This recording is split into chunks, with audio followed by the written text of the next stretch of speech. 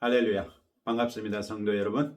오늘 또 하나님의 말씀을 사모하시는 여러분들에게 말씀의 충만한 은혜가 함께 하시는 복된 시간 되시기를 주님의 이름으로 축복합니다.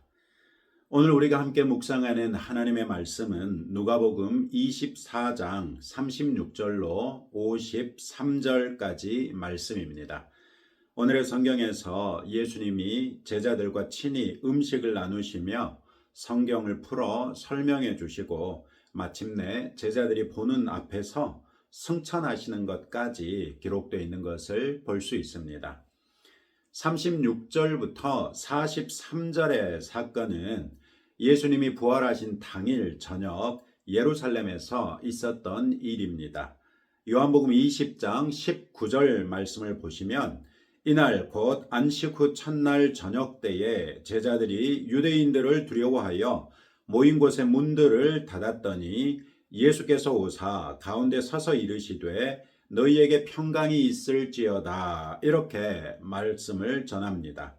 그렇게 문을 꽁꽁 닫고 제자들이 두려워하는 한편으로 여인들이 전한 부활의 소식, 예수님의 무덤이 텅 빈 것을 확인했던 사실, 막달라 마리아가 부활하신 예수님을 만났다는 소식, 또 엠마오에서 다급하게 돌아온 두 제자가 예수님을 만났다는 소식, 또 베드로가 부활하신 예수님을 만났다는 소식 등등을 말하고 있었을 때 호련히 예수님이 나타나신 것이죠. 누구도 문을 열어준 적이 없는데 예수님은 이미 그들 가운데 서서 너희에게 평강이 있을지어다 라고 말씀하시는 것이 아닙니까? 37절은 제자들의 반응을 그들이 놀라고 무서워하여 그 보는 것을 영으로 생각하는지라 이렇게 보고합니다. 여전히 제자들은 예수님의 부활을 믿지 못하고 있었다는 것입니다.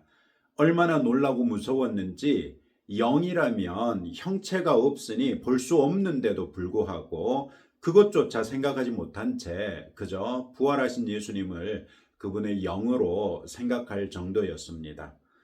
예수님은 그들의 두려움과 의심을 지적하시면서 39절에서 내 손과 발을 보고 나인 줄 알라. 또 나를 만져보라.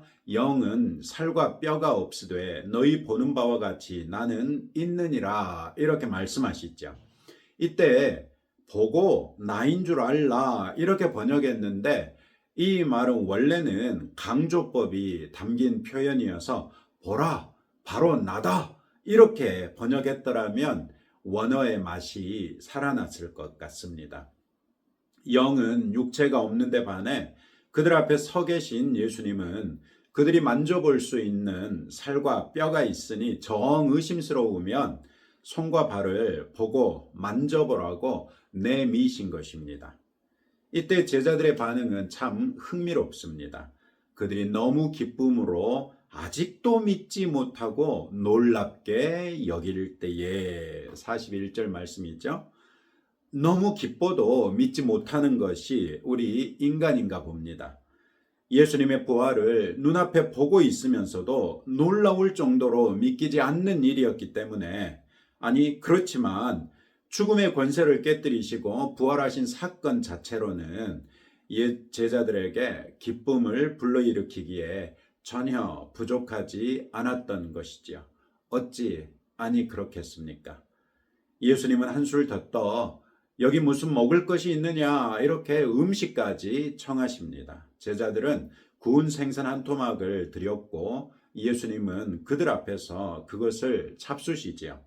이는 육체로서 부활하신 것을 확실하게 각인시켜주는 사건이었습니다. 예수님의 부활은 이처럼 단순한 영적 사건이라거나 어떤 상징적인 것이 아니라 실제로 육체를 가진 완전한 인간으로서의 부활이었습니다. 이 점에 대해 그 어떠한 의심이라도 거두실 수 있기를 축복합니다. 예수님의 육체의 부활은 몇 가지 중요한 의미를 가집니다. 예수님의 십자가에서의 죽음이 의인으로서의 죽음이었으며 그렇기에 그 죽음이 모든 사람의 죄를 대신 지고 죽은 대속적 죽음이었다는 것이 확정되는 것이지요. 만약 예수님이 죄인이었고 그렇기 때문에 대속적인 죽음이 불가능한 것이었다면 예수님은 살아나지 못했을 것입니다. 자기의 죄 때문에 죽었기 때문에 사망 권세 아래 갇혀 영영 죽은 채 있어야만 했겠죠. 그러나 예수님은 사망 권세를 깨뜨리시고 부활하셨습니다. 사망이 그분을 붙잡아둘 수 없었던 것은 그분에게는 죄가 없었기 때문인 것이죠. 또한 다시 부활하심으로써 하나님의 공의가 완전히 충족되었다는 것을 증명하지요. 따라서 부활하신 예수님 덕분에 우리가 의롭다함을 얻는 칭의가 가능해진 것입니다. 이에 관하여 바울은 로마서 4장 25절에서 예수는 우리가 범죄한 것 때문에 내줌이 되고 또한 우리를 의롭다 하시기 위하여 살아나셨느니라 이렇게 말씀하고 있죠. 또 예수님은 육체로 부활하셨으나 이 육체는 썩어 없어질 첫 번째 육체와는 달랐습니다. 이 육체로서 예수님은 거룩하신 하나님의 보좌 우편에 앉으시기 위해 제자들이 보는 가운데 승천하셨습니다. 즉, 이 부활의 육체는 제자들이 눈에 보기에는 이전에 예수님의 육체와 다를 바 없어서 예수님인 줄 알아볼 수 있었으나 실상은 영원한 육체가 된 것이지요. 그리고 예수님의 부활의 첫 열매가 되셔서 우리의 육체의 부활을 보장하시는데 우리 또한 이 영원한 육체로 부활하게 될 것을 보장하신다는 것입니다. 할렐루야. 이에 대해서 바울은 고린도전서 15장 53절에서 이 썩을 것이 반드시 썩지 아니할 것을 입겠고 이 죽을 것이 죽지 아니함을 입으리로다 이렇게 말하고 있습니다. 육체의 부활은 또한 우리에게 전혀 예상치 못했던 함의를 가지기도 합니다. 부활하신 예수님의 몸을 보고 제자들이 예수님인 줄 알았다는 것은 예수님의 육신이 돌아가시기 이전과 부활하신 이후에 일종의 연속성이 있었다는 말이죠. 즉, 우리의 육신 역시 죽기 이전의 육신과 부활 이후의 육신이 일종의 연속성을 가질 것이라는 말입니다. 이 말은 자연스럽게 하나님께서 창조하신 모든 것이 우리가 생각하는 것처럼 하나님 나라의 완성 이전까지만 의미 있는 것이라는 생각을 깨뜨려 버립니다. 하나님께서 만유를 선하게 창조하셨습니다. 다만 아담의 범죄로 인해 죄가 세상에 들어와 선함을 잃어버리고 악하게 된 것이지요. 그런데 예수님의 육체의 부활로서 우리가 알 수 있는 것은 하나님의 뜻이 그리스도 예수 안에서 만유의 구속이지 이전 것들의 가치를 박탈하는 것이 아니라는 것을 알게 되는 것입니다. 하나님께서 처음 창조하신 우리의 육신이 완성된 하나님 나라에서 무가치한 것이었다면 굳이 우리를 육체로 부활시키실 이유가 무엇이란 말입니까? 그런 면에서 우리는 현생에서 하나님께서 창조하신 모든 것을 완전히 새로운 눈으로 바라보아야만 합니다. 그 모든 것들이 우리 주님 다시 오시는 그날에 구속되어 태초의 선함을 회복하게 될 것이라는 것을 생각하고 소망하시기 바랍니다.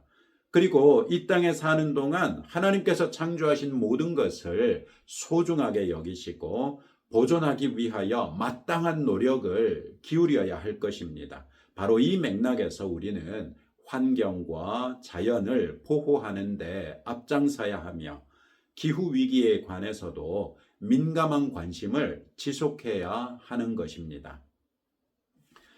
43절부터 53절은 오늘의 성경을 보면 마치 앞 단락과 이어지는 것 같지만 실상은 예수님이 부활하신 후 40일을 제자들과 함께 보내신 다음에 승천하시기 직전에 있었던 일로 보는 것이 좋습니다. 예수님은 부활하신 후에 제자들과 교제하셨을 뿐만 아니라 계속해서 성경 말씀을 제자들에게 가르쳐 주셨습니다. 이때 예수님이 집중하여 가르치셨던 것은 예수님의 고난과 부활 그리고 승천 이후에 제자들이 힘써야 할 일들이었습니다. 예수님은 제자들에게 너희에게 말한 바 곧 모세의 율법과 선지자의 글과 시편에 나를 가리켜 기록된 모든 것이 이루어져야 하리라 이렇게 말씀하신 다음에 46절부터 48절에서 이렇게 말씀하십니다. 이같이 그리스도가 고난을 받고 제3일에 죽은 자 가운데서 살아날 것과 또 그의 이름으로 죄 사함을 받게 하는 회개가 예루살렘에서 시작하여 모든 족속에게 전파될 것이 기록되었으니 너희는 이 모든 일의 증인이라. 여기에서 예수님은 세 가지를 말씀하십니다. 첫째는 그리스도가 고난을 받는 것이고, 둘째는 제3일에 죽은 자 가운데서 살아날 것이고요. 셋째는 예수님의 이름으로 죄 사함을 받게 하는 회개가 예루살렘에서 시작하여 모든 족속에게 전파될 것이라는 세 가지였습니다. 실제로 이 세 가지는 율법과 선지서와 시편에 충분히 반복되어 예언되어 있습니다. 첫 번째로 예수님의 고난에 대해서는 대표적으로 이사야서 53장과 시편 22편에서 발견할 수 있고요. 두 번째, 예수님이 제3일에 다시 살아날 것에 대해서는 시편 16편 10절에서는 메시아가 죽음 가운데 버려지지 않을 것을 예언하고 있고, 요나서 1장 17절에서 요나가 사흘 동안에 물고기 뱃속에서 머무는 것을 통해 예수님의 예표가 되었고, 호세아서 6장 2절에서는 여호와께서 이틀 후에 우리를 살리시며 셋째 날에 우리를 일으키시리니 우리가 그의 앞에서 살리라 이런 말씀을 통해서 메시아의 제3일의 부활을 예언하고 있습니다. 세 번째, 죄사함의 회개의 전파에 대해서는 이사야서 49장 6절에서 이방의 빛을 언급하시면서 하나님의 구원이 땅끝까지 이르게 하겠다고 말씀하셨고, 시편 22편 27절은 땅의 모든 끝이 여호와를 기억하고 돌아오며 모든 나라의 모든 족속이 주의 앞에 예배하리니 이렇게 말씀하고 있습니다. 복음이 온 땅에 전파될 것을 예언하신 것이죠. 예수님은 다시 한번 자신이 메시아이심을 이렇게 증언하신 다음에 제자들에게 48절에서 너희는 이 모든 일의 증인이라 이렇게 말씀하시고요. 바로 이어지는 49절에서는 볼지어다 내가 내 아버지께서 약속하신 것을 너희에게 보내리니 너희는 위로부터 능력으로 입혀줄 때까지 이 성에 머물라 이렇게 말씀하십니다. 즉 증인으로서 예수님의 고난에 대하여 부활에 대하여 그리고 회개의 죄 사함을 선포하는 일에 대하여 증인된 제자들이 직접 그 일을 감당해야 한다는 것입니다. 예수님의 부활조차도 제대로 믿지 않고 영인 줄 알았던 겁쟁이 제자들이 어떻게 그런 일을 할 수 있을까요? 그 비결은 주님이 보내실 성령을 받아 위로부터 능력으로 입혀지는 것이었습니다. 그리고 주님이 약속하신 성령은 이미 2000여 년 전에 오시지 않았습니까? 우리 각 그리스도인들 안에 예수님의 영이시요 지혜와 능력의 영이신 성령님이 들어와 계시고 지금 이 순간에도 우리와 함께 계시죠. 뿐만 아니라 교회와 함께 성령께서 일하고 계시지 않습니까? 성령께서 우리에게 임하신 것은 그저 우리에게 어떤 종교적인 위안이나 주고자 함이 아니라는 것에 주목하시기 바랍니다. 무엇보다도 증인으로서의 사명을 감당할 수 있도록 성령께서 우리에게 오셨다는 것을 알고 그 사명에 따라 오늘도 내가 할 수 있는 일을 찾아서 감당하시는 성도들이 되시기를 주님의 이름으로 축복합니다. 누구에게 복음이 전해지도록 기도해야 하겠습니까? 우리의 전도 대상자들을 위해서 기도하십시다. 누구에게 죄사함의 회개를 적용해야 할까요? 우리가 마땅히 용서해야 할 사람들을 용서하시기 바랍니다. 누구에게 복음을 전해야 하겠습니까? 성령께서 허락하시는 기회를 따라 때를 얻든지 못 얻든지 예수님의 복음을 전파하십시다. 오늘 한 사람에게만이라도 예수님의 복음을 전파해 보시지 않겠습니까? 오늘 또 이런 말씀을 의지하고 다음과 같이 함께 기도하겠습니다. 예수님의 육체의 부활로 인해 내가 의롭게 된 것을 감사하고 또 우리도 육체로 부활할 것을 확신하면서 소망하는 그리스도인들 되도록 기도하시고 하나님께서 창조하신 모든 것을 귀히 여기면서 함부로 훼손하지 않도록 기도합시다. 예수님의 복음에 대한 증인으로서의 사명을 감당하되 오늘 내가 할 수 있는 일을 찾아 실천하는 성도가 되도록 기도하시고 우리 나라를 위해서 계속해서 기도하겠습니다. 하나님 아버지 감사합니다. 과연 우리 주 예수 그리스도께서 죽으신 그대로 육체로 부활하신 것을 우리가 배웠은즉 이 말씀을 온전하게 믿는 믿음의 사람이 되게 하옵소서. 우리 주님이 육체로 부활하심으로 인해 내가 의롭게 된 것을 감사합니다. 또 우리 주님이 육체로 부활함으로써 우리 또한 육체로 부활할 것을 확신하게 하셨은즉 감사합니다. 우리가 육신으로 부활할 것을 늘 소망하며 우리의 육신을 거룩하고 정결하게 유지할 줄 알고 귀하게 여길 줄 아는 겸손한 주의 자녀 되게 하옵소서. 또한 하나님께서 창조하신 모든 것들을 귀히 여기게 하시며 모든 생명을 귀히 여기게 하옵소서. 함부로 훼손하지 않도록 은혜 베풀어 주시고 늘 자연과 환경과 기후에 관하여 관심을 가지고 하나님께서 창조하신 그 창조 질서를 유지하기 위하여 최선을 다하게 하옵소서. 예수님의 복음에 대한 증인으로서의 사명을 감당하게 하시되 주님, 오늘도 내가 할 수 있는 일을 찾아서 실천하기를 원하오니 우리 안에 계신 성령님을 통하여 우리의 눈을 열어주시고 귀를 열어주시고 입술도 열어주시고 우리의 심령 또한 열어주셔서 주님이 구원하기를 원하시는 사람을 보고 들을 수 있도록 은혜 베풀어 주시고 그분들에게 찾아가서 주의 복음을 증거하게 하옵소서. 주님, 우리나라를 위하여 기도합니다.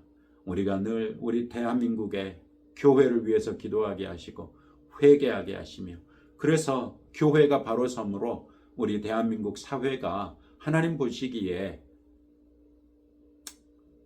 회복될 수 있도록 은혜 베풀어 주시기를 원합니다. 주님, 소망이 보이지 않을지라도 주께는 불가능한 것이 없다는 것을 믿음으로 소망하게 하사 더욱 힘을 내어 기도하게 하시며 주님의 온전한 증인으로서 설 수 있도록 우리 각 사람을 주장하여 주옵소서. 예수님 이름으로 기도합니다. 아멘. 이제 여러분들의 기도 제목들 가지고 하나님 앞에 나아가시기 바랍니다.